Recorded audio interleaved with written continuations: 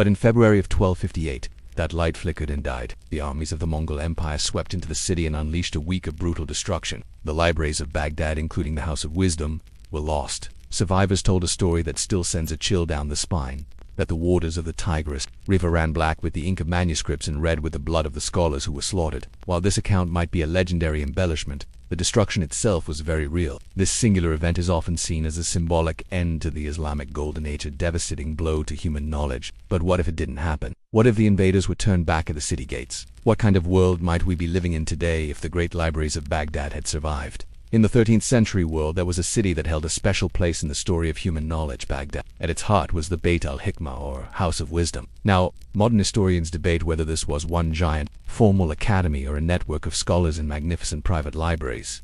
But what isn't debated is its impact. It was a center for translation and research where the collected knowledge of the Greek, Persian, and Indian worlds wasn't just stored, but studied and expanded upon. Scholars from different backgrounds could meet and discuss everything from mathematics and astronomy to medicine and philosophy. The reputation of Baghdad's libraries was so immense that it was said they held more books than the rest of the known world. Whether that's literally true or not, it was, in a very real sense, one of the planet's great intellectual capitals. The aftermath of survival. The 13th and 14th centuries in our timeline. The sack of Baghdad was a catastrophe. It shattered the Abbasid, which had been a unifying symbol for the Islamic world for 5 centuries, and helped usher in an era of political fragmentation. The destruction of the region's complex irrigation systems led to an ecological and population collapse that took centuries to reverse. But in this alternate timeline, the story is one of resilience. Imagine the news spreading from the city walls in 1258. The siege is broken, the invaders are in retreat. This is a massive psychological victory. The Abbasid Caliphate, already in decline for centuries, survives this existential threat. It doesn't magically regain all its former power, but its role as the symbolic heart of the Islamic world is reinforced. Baghdad remains the seat of the Caliph, a powerful symbol of stability. And that stability is the foundation for everything that follows. With the city safe, the House of Wisdom and other libraries aren't just saved, they're revived. This near disaster would be a wake-up call. The Caliph and the city's wealthy patrons would likely pour new resources into these institutions, not just for preservation but for expansion. They would recognize that the knowledge within those walls is their most precious asset. The Great Translation movement, which had already brought the works of Aristotle, Euclid, and Ptolemy into Arabic, would continue with fresh energy. The first practical benefit is the survival of crucial administrative and agricultural knowledge. The intricate canal systems that kept Mesopotamia fertile are maintained and improved, preventing the ecological disaster that crippled the region in our history.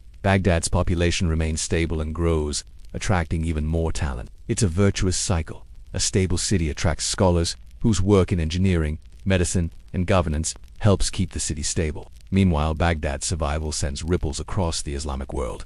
The city remains a brain magnet for ambitious minds. Other centers of learning, like those in Cairo and Qom, now exist in a collaborative network, with the incredible resources of Baghdad at the hub. Instead of a golden age coming to a close, it simply enters a new, more resilient phase. The trauma that may have pushed some intellectual circles toward more conservative thinking is lessened. The spirit of inquiry and debate that defined Baghdad's intellectual life becomes more deeply entrenched, setting the stage for an incredible explosion of progress. The uninterrupted golden age, the 15th and 16th centuries, as Europe enters the Renaissance. It looks not just to its own Roman past, but also to a contemporary, living source of knowledge. In this timeline, Baghdad in the 15th and 16th centuries is a city of wonders, a global center of science and philosophy. The work of its scholars has continued uninterrupted, dramatically accelerating humanity's scientific journey. In our world, the European Renaissance was fueled in part by rediscovering classical texts, many preserved through Arabic translations. Now imagine that's not a trickle of texts found on the fringes of the Islamic world, but a flood of knowledge coming from its vibrant heart. European scholars don't just rediscover they can study updated star charts from Baghdad's Al-Mamun Observatory, which has had another 2 centuries of observation. They don't just read translations of Euclid, they engage with advanced treatises on algebra from the successors of Al-Khwarizmi, whose work has evolved into far more complex mathematics. Let's think about medicine. In Baghdad's great libraries, the works of physicians like Ibn Sina are the foundation of a thriving research tradition. By the 15th century, Baghdadi hospitals could be pioneers in public health. Concepts of contagion and quarantine are better understood.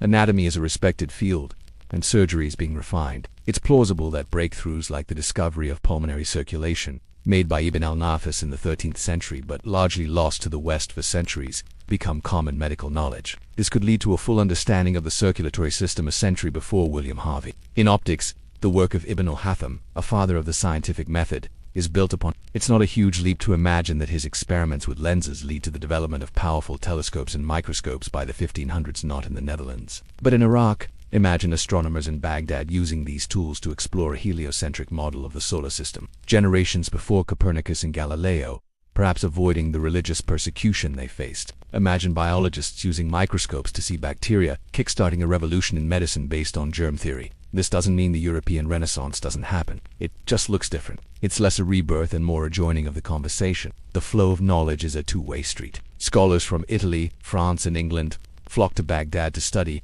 and Arabic becomes a key language of science alongside Latin and Greek. The cultural divide between Christendom and the Islamic world, while still real, would be softened by this shared pursuit of knowledge. It's harder to fear the other when they're your professor, your colleague, or the author of your textbook. A different enlightenment and global order.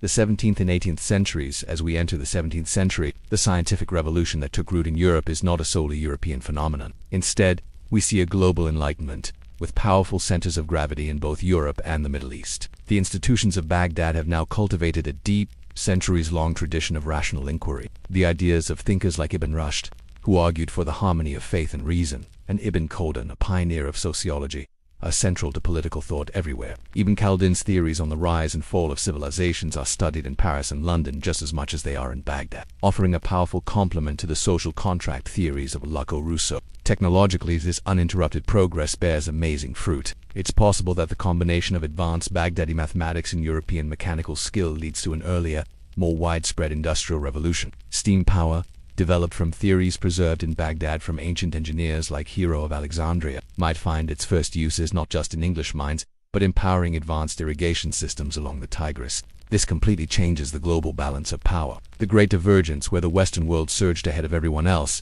is far less dramatic, if it happens at all. European powers setting out for global expansion don't encounter a technologically inferior East. They encounter peer civilizations. The idea of colonialism as a civilizing mission makes no sense when the nation you intend to colonize has universities and observatories that rival your own. Trade relationships are built on more equal footing. There would still be conflict and competition, but the era of outright subjugation that defined our history is far less likely. The world of the 18th century would be a multipolar one, with great powers in Europe, the Middle East, and Asia competing, trading, and a transformed modern age.